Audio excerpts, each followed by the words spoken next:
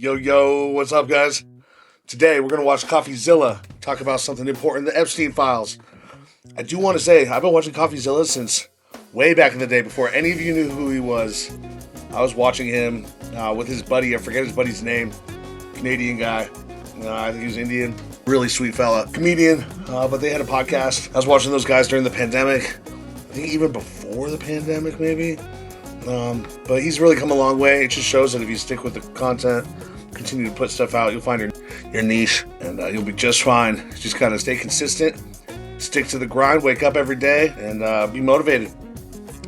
All right, let's see what he's got to say. The FBI just accidentally released 11,000 Jeffrey Epstein files that they had. How do you accidentally release stuff? I don't understand that. You're the FBI. Isn't publicly put out yet, but we got access to them. And at the end of this video, I'm going to show you how to access them. Are they that inept? There's no way. It's all on purpose. Here's what that looks like. It's volume 8 of the files, but you can see right now that they've only released 7 data sets. And so myself, the guys at Jmail, and the guys at DropSite, we've been in. How often do the left hand and the right hand know what they're doing? Come on now. Investigating this. I've partnered with them to look at some of these files, and they got access to volume 8 early. You would just type it in the URL. It wasn't indexable on search, but you could just type in the specific URL and it would just come up. You could download the entire zip file. And so it's kind of when they create a new video games website ahead of time, and then as soon as the name gets copywritten or whatever, people find the website and it's got details about the new game before it's even announced or released. We've been looking through it. I want to go. Happens a lot with Pokemon, so I think Pokemon might be doing it on purpose, but that's a totally different story. Over some of it, because I believe some of what we've seen directly contradicts the FBI's earlier statement that, there's no evidence, or we did not uncover evidence that could predicate an investigation against uncharged third parties. That's what they told us, right? They said, we've already looked through the files. You don't need to see the files back in July. Of course, all the pressure has made them now start releasing some of this stuff. And we believe that this was right, it's the will of the people. Release it. Slated for release, but remember, they weren't going to release all the files yet. They had to hold some back. I don't understand that trickle-down approach. Let a little bit out here, a little bit out there, and it's just like keep on distracting us from something bigger that's going on in the background. Well, we believe that these 11,000 files are part of what they held back, because clearly they aren't out, and clearly they were ready, because a lot of these are redacted. Already you can see we found several files that were once again over 100 pages of redacted information. So it was all ready to be released. It's unclear why it wasn't. But let me caveat before we get into the material that this is a breaking story, and as such, I'm sure there's going to be some pieces of information that we are interpreting or trying to interpret live, and because of that, I want to warn you to withhold your judgment on some of this stuff until we get more evidence. I'm sure the president's going to be asked about some of this stuff. I'm sure Todd Blanche, Pam Bondi, they're going to get asked about this because it is extremely damning, I think, what we see in some of this. Specifically, I want to draw your attention immediately to the 10 co-conspirators that are mentioned in some of these emails in 2019. Now, this is just alarming stuff, because prior to this, remember that all we really had was Jeffrey Epstein and Ghislaine Maxwell. That's the only people who have ever faced any charges at all. Ghislaine Maxwell, the only one who actually faced consequences, right? But in 2019, apparently there were 10 co-conspirators. Unless you call getting murdered in your cell a consequence. Now, the people who were sending this to and from have been blacked out, but at the bottom we see that this is the Violent Crime Section, Crimes Against Human Trafficking Unit. And we can see that of the 10 co-conspirators, 3 have been located in Florida, served grand jury subpoenas, 1 in Boston, 1 in New York City, 1 in Connecticut were served. 4 out of the 10 are outstanding with attempts having been made. What is a wealthy businessman in Ohio? A lead is being sent to CV, and the remaining 3 are currently out of pocket. This is stunning stuff. Previously, we did not know how many co-conspirators were suspected of, or I'm not aware of anything like that. And additionally, some of the details on this are revealed later, because we see this subject line. It says co-conspirators at the top, and it says blank does not need to head out. We made contact with blank last night in New York City, blank last night in New York. Contact was made with blank, blank, and blank. I love how these potential co-conspirators are people who are being blacked out. Like, why?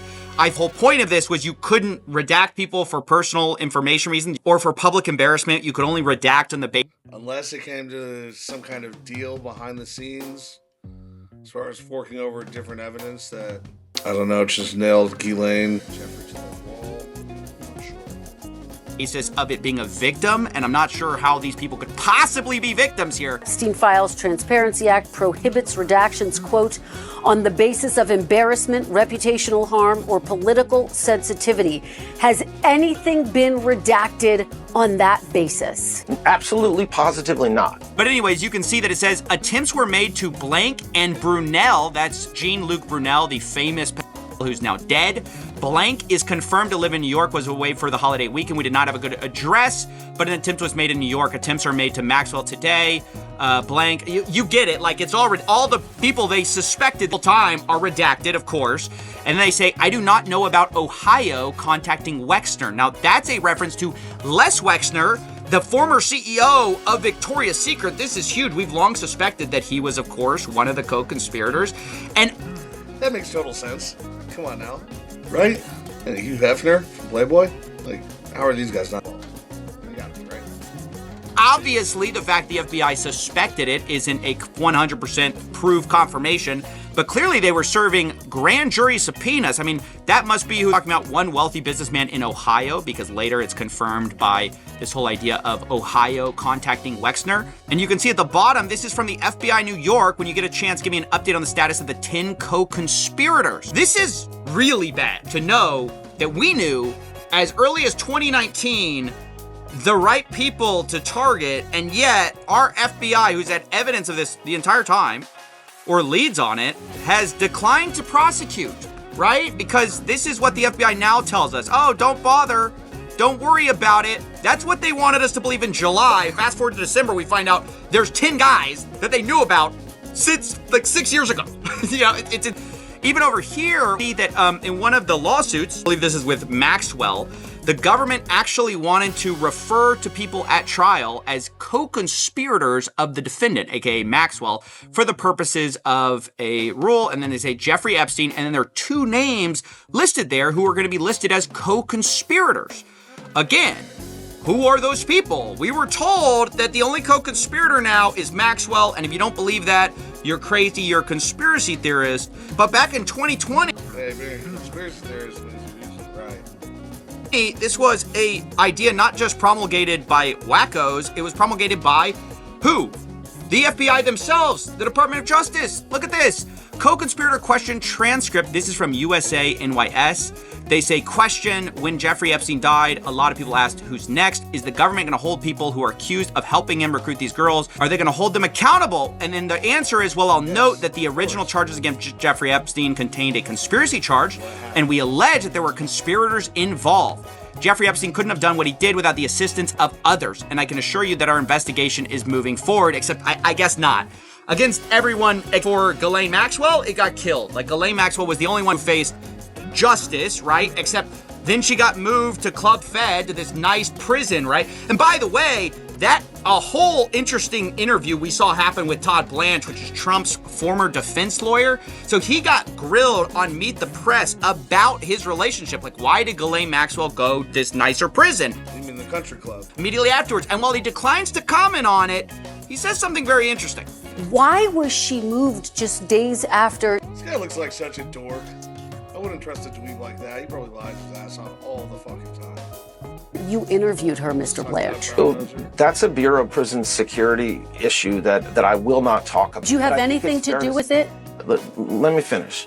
First of all, I am responsible for the Bureau of Prisons. So every decision that they make lands on my desk, to the extent it needs. Just let me talk about this issue. At the time that I met Miss Maxwell, there was a tremendous amount of scrutiny and publicity towards her, and the institution she was suffering numerous threats against her. So the Welcome to prison. You fucking kidding me? BOP is not only responsible. There's such an issue to you, Todd. Why don't you reform the whole system and clean it up? Responsible for putting people in jail and making sure they stay in jail, but also for their safety. All right, so he's like, yeah, that's crazy. I'm not going to talk about that, but every decision lands on my desk. I mean, eventually he goes on to that, oh, she was in so much danger. We were worried about her safety as a prisoner. Just got to say, there's a lot of concern about Ghislaine Maxwell. All of a sudden, I don't know where that came from.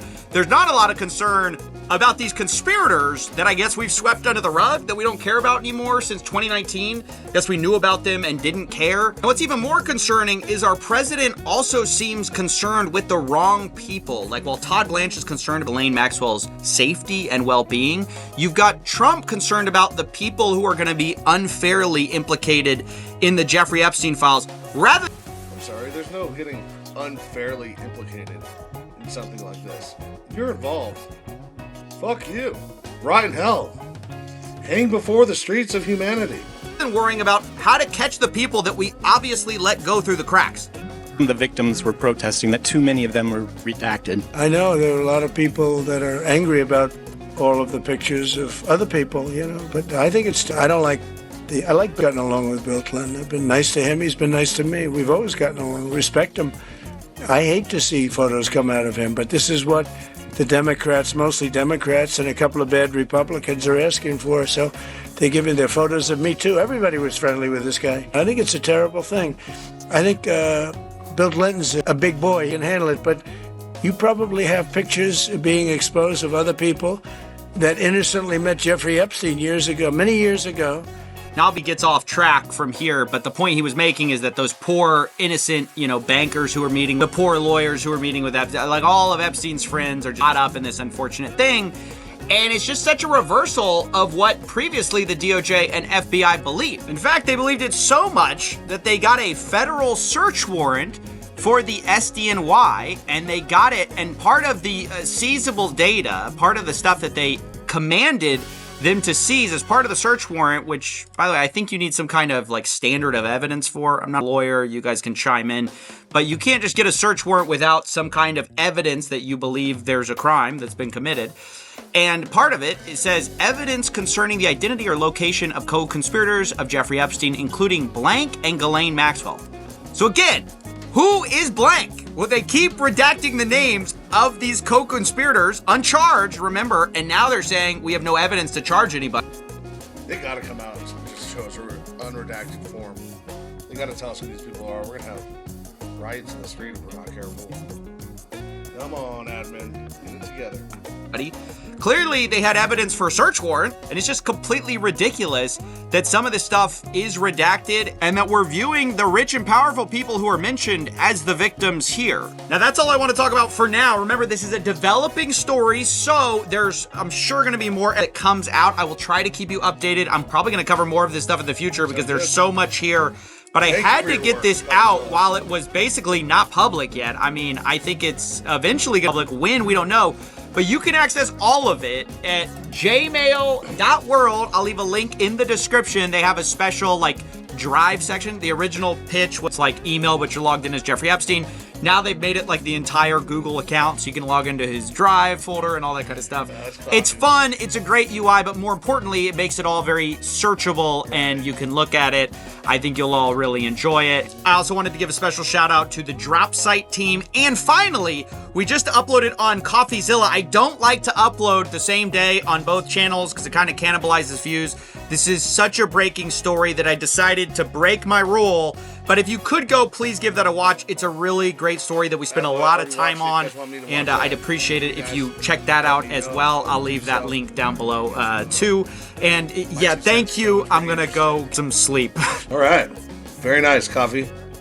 Well done, sir. CoffeeZilla continues to kill it. Wow, you guys gotta go give him some give him some L for him. Yeah, it's all good for the algorithm, but the FBI just accidentally both of his channels. Yeah, I think that they have unredact these names, and they got to show us who's involved and how involved we're. We need all the details and the pictures that are so bad for us to see. Well, blur out, black out most of it, the face of the perpetrator, and tell us what crime is being committed in the rest of the photo. I think that needs to happen too. But shout out, guys. On to the next one. Peace.